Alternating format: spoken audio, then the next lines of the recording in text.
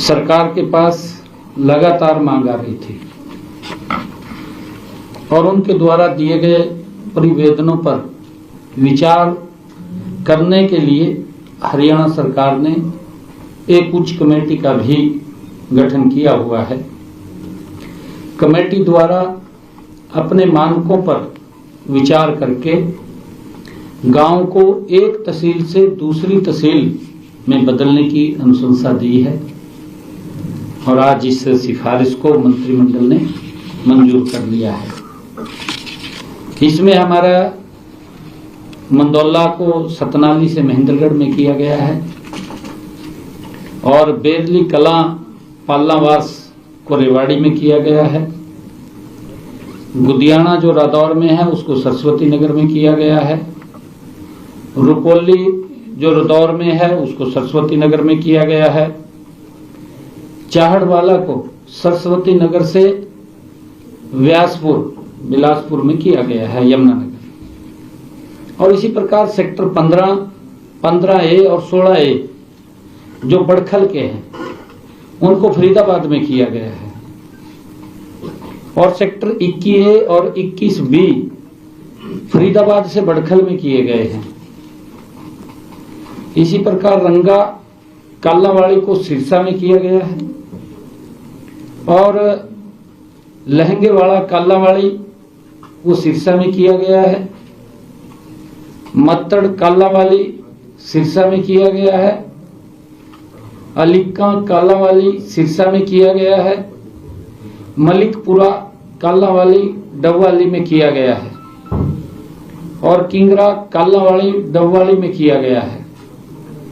नौरंग कालावाड़ी डबवाली में किया गया है और बनवाड़ा कालावाड़ी ये डबवाली में किया गया है। गोरीवाड़ा जो स्थान है डबवाली में किया गया है। मिठड़ी जो कालावाड़ी में पड़ता था उसको डबवाली में किया गया है। बिलोचपुर जो मातनहेल में था उसे जज्जर में किया गया है। बिंडावास जो मातनहेल में था उसे भी जज्जर में किया गया है और शाहजहांपुर मातनहेल में था उसको भी जज्जर में किया गया है।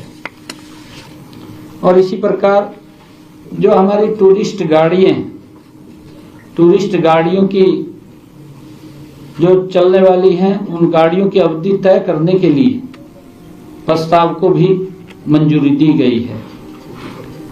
ऑल इंडिया टूरिस्ट परमिट जो पहले 8-9 साल होती थी, अब एनसीआर क्षेत्र में पेट्रोल या सीएनजी से चलने वाली गाड़ियों के लिए अधिकतम 12 साल तय की गई है और डीजल गाड़ियों के लिए अधिकतम अवधि 10 वर्ष तय की गई है।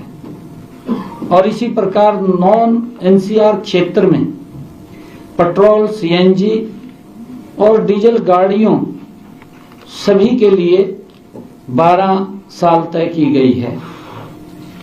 और इसी प्रकार जो अन्य परमिट हैं जैसे स्टेज कैरीज या कॉन्ट्रैक्ट कैरीज, गुड्स कैरीज और स्कूल बसेस, इसके लिए पेट्रोल, सीएनजी, इलेक्ट्रिक या दूसरे ईंधन पर चलने वाली गाड़ियों के लिए अधिकतम अवधि 15 साल तय की गई है। क्योंकि ये पहले अमेंडमेंट आया था, ये इसको एज इट इज रखा है, इसमें चेंज नहीं किया। और इसी प्रकार डीजल गाड़ियों के लिए अधिकतम अवधि 10 वर्ष वो तय की गई है। सभी प्रकार की गाड़ियों के लिए नॉन एनसीआर एरिया में अधिकतम अवधि 15 साल तय की गई है। और इसी प्रकार हरियाणा नगर निकाय जो विधेयक 2025 है, शहरों की समुचित और सुव्यवस्थित विकास के लिए हरियाणा सरकार ने प्रशासनिक ढांचे में आमूल परिवर्तन करने के निर्णय लिया है।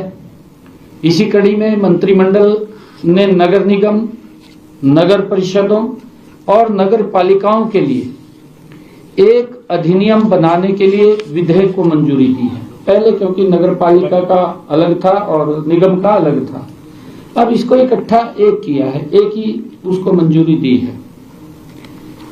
जैसा कि वर्तमान में 87 नगर निकाय हैं जो 2 अलग अलग अधिनियमों के तहत संचालित हो रहे थे।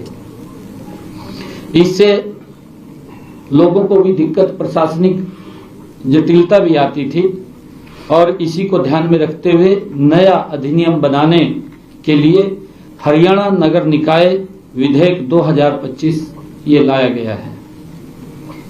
हरियाणा नगर निकाय विधेयक 2025 का जो उद्देश्य है, सभी श्रेणियों की निकायों जैसे नगर निगमों, नगर परिषदों और नगर पालिकाओं को एक ही कानूनी ढांचे के अंतर्गत लाया गया है।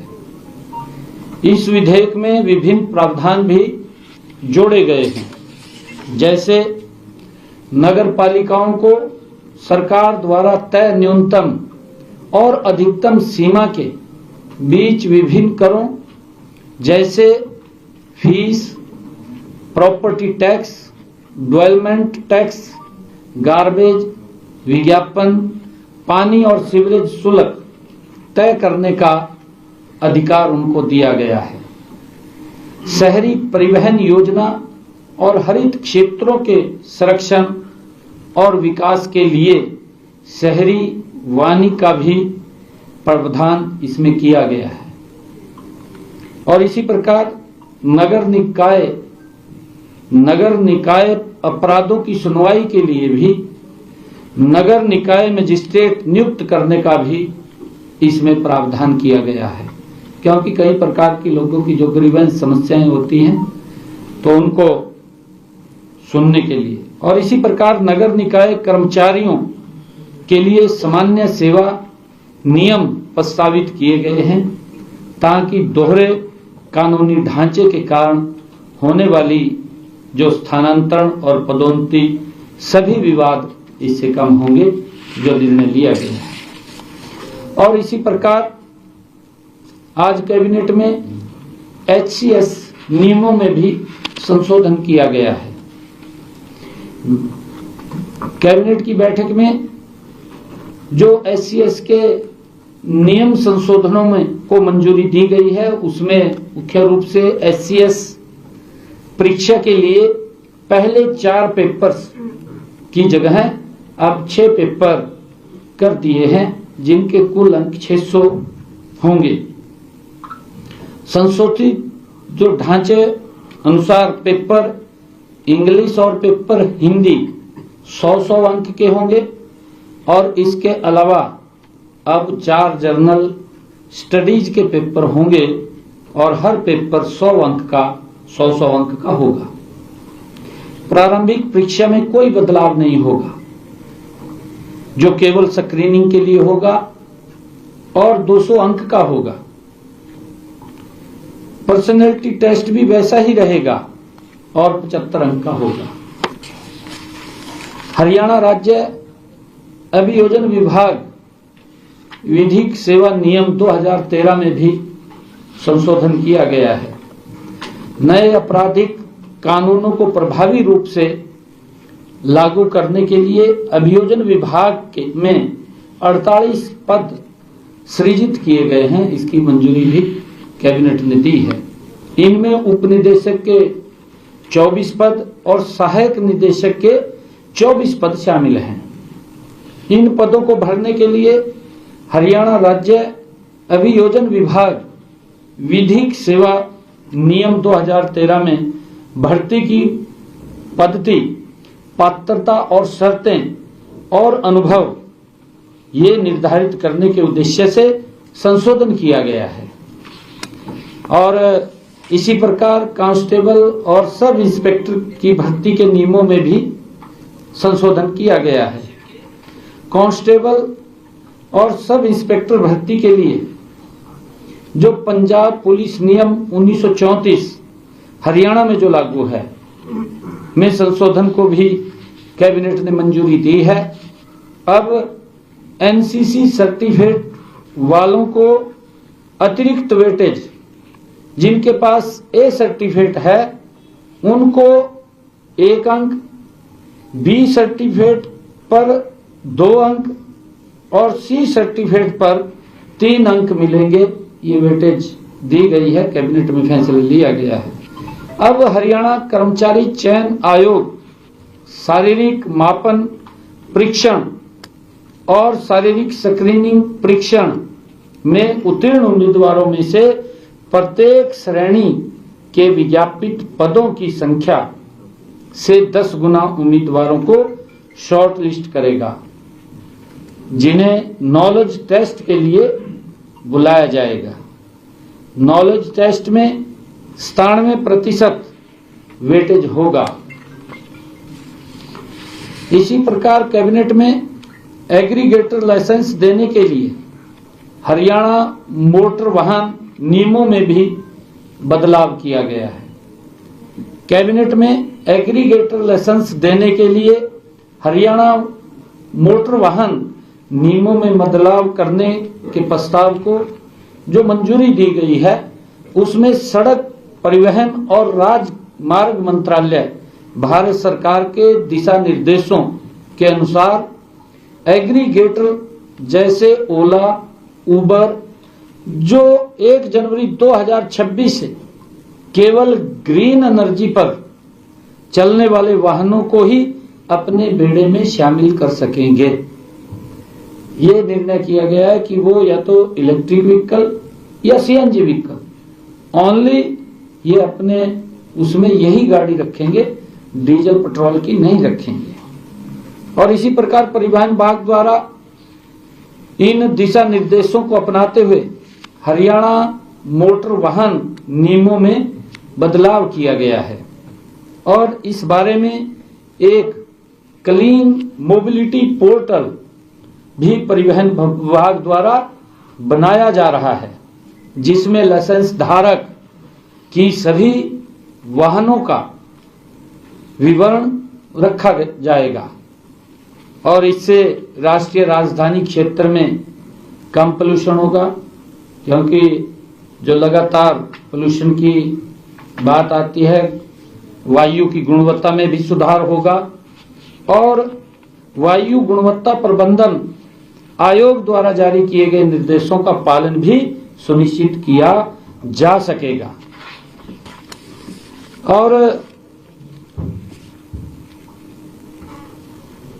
इसी प्रकार हमारे जो निजी विश्वविद्यालय उनकी कार्यप्रणाली में भी वो सुधार के लिए कुछ नियमों में बदलाव किया गया है, उसको मंजूरी दी गई है। यह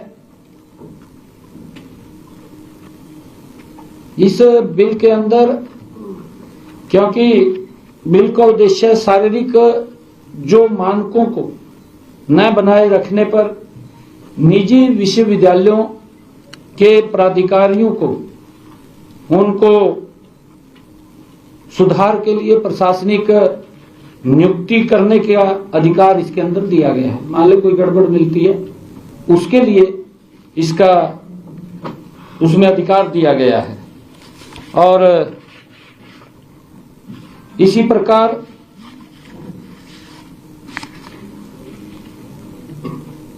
जो हमारा टीजीटी कैडर था, जिला शिक्षा के लिए नई आधुनिक और पारदर्शी कैडर परिवर्तन नीति 2025 को भी मंजूरी दी गई है।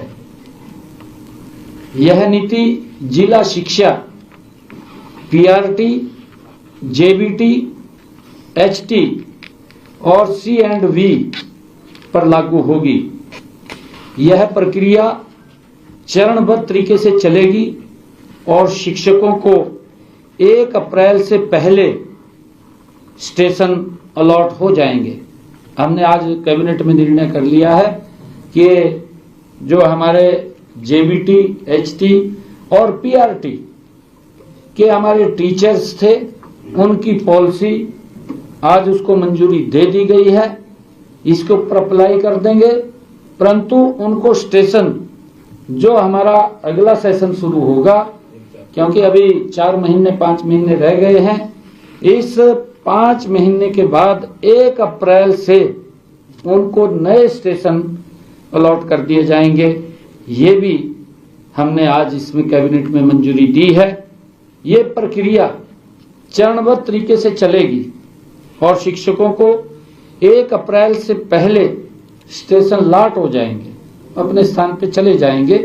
1 अप्रैल से शिक्षक अपने नए स्टेशन पर ज्वाइन करेंगे ताकि नए शैक्षणिक सत्र में पढ़ाई शुरू हो सके। कार्डर परिवर्तन स्वैच्छिक होगा, ये भी निर्णय किया है। मेरिट अंकों के आधार पर नया जिला आवंटित किया जाएगा। उसके कुछ हमने नंबर्स बनाए हैं, मैं उसके बारे में बताना चाहूंगा। इसमें आयु को प्रमुख आधार बनाया गया है और जिसमें अधिकतम 60 अंक निर्धारित किए गए हैं आयु के हिसाब से। मान ले किसी का 6 महीने या 1 साल रिटायरमेंट का रह गया, उसका इसमें आधार बनाया गया है। और विशेष श्रेणियों के शिक्षकों को अतिरिक्त 20 अंक देने का प्रावधान किया गया है उससे। और कुछ टीचर्स की कुछ कैटेगरीज में 80 मेरिट पॉइंट दिए जाएंगे।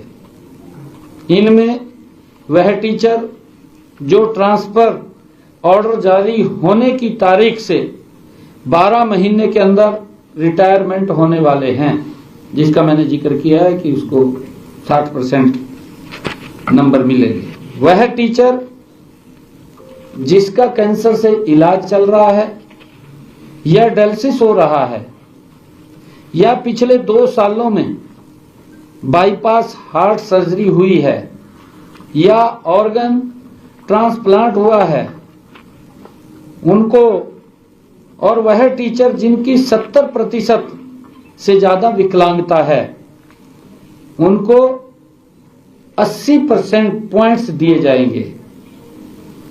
और वह टीचर जो विधवा है और जिनके छोटे बच्चे की उम्र 10 साल तक है, 10 साल से कम है, जिन शिक्षकों पर किसी प्रकार की कोई पेनल्टी लगी हुई है या कोई FIR दर्ज हुई है, कोई कारण हुआ है या किसी प्रकार का प्रमुख दंड लगा है उसके ऊपर, तो उसके मेरिट में जो उसकी मेरिट बनेगी उसकी मेरिट में से उसके 10 अंक काट लिए जाएंगे।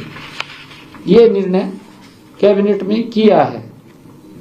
और इसी प्रकार हमारे माइनिंग विभाग के पदों में भी जो रेसलेशन चल रहा था उसकी संख्या में बढ़ोतरी की गई है।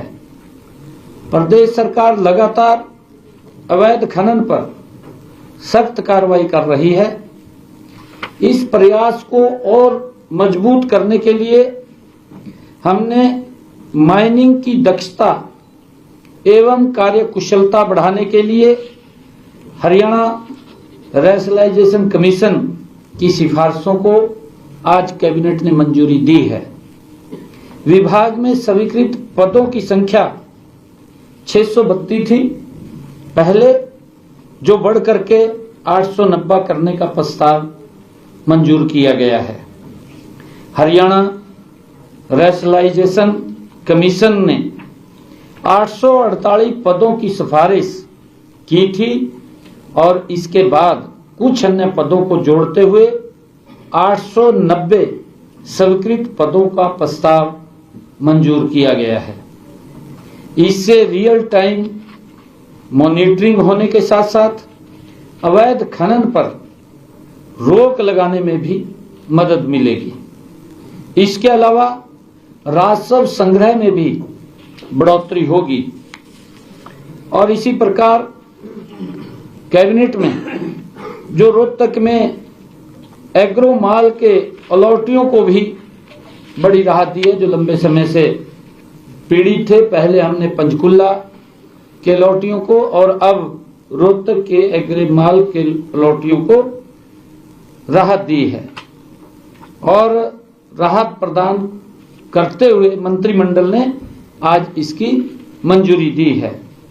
जो अलाटी आवंटित साइट को नहीं रखना चाहते, जिनको लॉट होगी तो उन्होंने पैसा जमा करा दिया था, उनकी जमा राशि पर 7% वार्षिक ब्याज के साथ उसको वापसी की पेशकश की जाएगी कि अगर वो पैसा वापस लेना चाहे तो 7% वार्षिक ब्याज की दर से वापस ले सकता है। जो अलाटी दुकान रखना चाहते हैं उन्हें बोर्ड की योजना विवादों का समाधान 2 जो हमने शुरू किया था के अनुसार बकाया राशि जमा करने की अनुमति दी जाएगी। अन्यथा लागू नियमों के अनुसार दुकान पुनः रिज्यूम कर ली जाएगी। अगर वो उस योजना के अंदर नहीं आ सकते तो उसको रिज्यूम कर लिया जाएगा। वर्ष 2013 में दुकानों की नीलामी की गई थी और 282 में से 78 दुकानें आवंटित की गई थी। इनमें से 8 अलाटियों ने अपनी पूरी राशि जमा की है, जबकि शेष अलाटियों ने 25% से लेकर के 50% तक जमा की है। और इसके अलावा 4 अलाटियों ने दुकान को सरेंडर भी कर दिया है। तो उनको आज मंत्रिमंडल ने मंजूरी दिया, एक बड़ी राहत उनको दी है। Thank you. जो अपने पुलिस में हाँ, एक रह गया विषय, एक विषय रह गया। कैबिनेट ने राज्य लेखा निदेशालय जो हरियाणा सर्विस रूल को भी मंजूरी दी है। मंत्रिमंडल ने राज्य लेखा निदेशालय हरियाणा के लिए ग्रुप ए, बी और सी पदों के ड्राफ्ट सर्विस रूल को मंजूरी दी है। निदेशालय में कुल 535 पद स्वीकृत हैं, जिनमें ग्रुप ए के 4 और पद ग्रुप बी के 107 पद हैं और ग्रुप सी के 395 पद हैं। ग्रुप डी के 29 पद शामिल हैं। सर्विस रूल के लागू होने के बाद अब ग्रुप ए और बी के पद हरियाणा लोक सेवा आयोग के माध्यम से HPSC के माध्यम से तथा ग्रुप सी के पद हरियाणा कर्मचारी चयन आयोग HSSC के द्वारा भरे जाएंगे। थैंक यू, धन्यवाद। साहब, इसमें अभी जो आपने कैबिनेट में आज बताया कि पुलिस रूल में भर्ती में पुलिस सब इंस्पेक्टर और कांस्टेबल में NCC के लिए 3 नंबर मिलेंगे। ये जो पहले रूल आपने पहले इसी मंत्रिमंडल में मंजूर रखे उसमें 3 नंबर ऑलरेडी हैं और 10 गुना बढ़ाने का प्रावधान है। इसके अलावा परिवर्तन क्या हुआ? दूसरा, अभी 2 दिन पहले आपने कहा था कि पुलिस में 25% पद महिलाओं के लिए आरक्षित होंगे। तो आज ये जो भी भर्ती होनी है 5600 पदों की 6000 पुलिस कांस्टेबल, इसमें आएंगे, इसमें ही 25 इसी में आएंगे, इसी में आएंगे। आज की कैबिनेट में भी 25% आरक्षण देने का इसमें आज प्रस्ताव नहीं था। नहीं आएंगे, वो इसमें आएंगे। पर आज कैबिनेट में वो प्रस्ताव तो नहीं आया ना? नहीं, प्रस्ताव नहीं आया, पर वो आएंगे इसमें। हाँ। एक इसके असिस्टेंट प्रोफेसर को की भर्ती को लेकर के बड़ा विवाद विपक्ष निशाना बना रहा है कि 151 ही चयनित हुए, 600 पद थे, 151 ही HPSC के माध्यम से चयनित हुए हरियाणा के बच्चे, और उसको विपक्ष आज हुड्डा साहब का भी बयान आया है। देखिए, मैं इसके ऊपर एक बात कहना चाहता हूँ, क्योंकि सरकार बिल्कुल ट्रांसपेरेंसी पे काम कर रही है और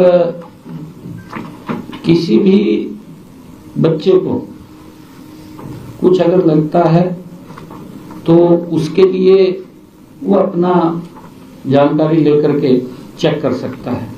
कहीं पर भी कोई चीटिंग किसी बच्चे के साथ नहीं, उसको हमारी सरकार देख रही है। जो हमारी सरकार का एक एजेंडा है, 0 टॉलरेंस के ऊपर हम काम कर रहे हैं, क्योंकि हरियाणा पब्लिक सर्विस कमीशन अपने आप में एक स्वतंत्र संस्था है, बॉडी है, और उसके ऊपर किसी प्रकार का भी जो पहले कई प्रकार के दबाव बनाए जाते थे अब उसके ऊपर कोई दबाव नहीं है, उस दबाव से मुक्त उसको रखा गया है।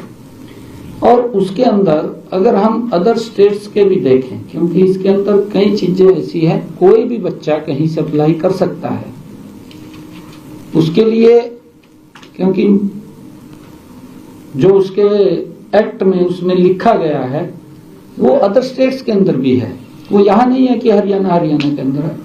हमारे हरियाणा के बच्चे उत्तर प्रदेश में जाकर के सिलेक्ट होते हैं, हमारे हरियाणा के बच्चे राजस्थान में जाकर के सिलेक्ट होते हैं, हमारे हरियाणा के बच्चे पंजाब में जाकर के सिलेक्ट होते हैं।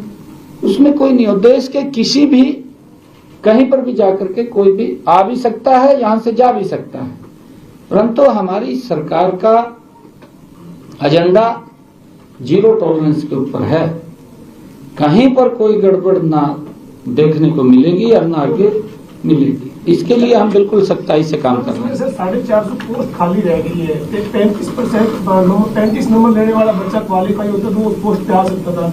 क्या हरियाणा के बच्चे, आप बता ही रहे हैं कि यूपी, पंजाब, राजस्थान में सिलेक्ट होते हैं, क्या हरियाणा के अभ्यर्थी उन 450 पोस्टों के लिए एलिजिबल नहीं थे? तो एलिजिबल नहीं हुए, 35% नंबर ही नहीं। नहीं, देखिए उसके अंदर ये नहीं है, हमारे बच्चे ऐसा नहीं है, हमारे बच्चे भी कोई एलिजिबल नहीं है, उसकी कट ऑफ लिस्ट की बात होती है।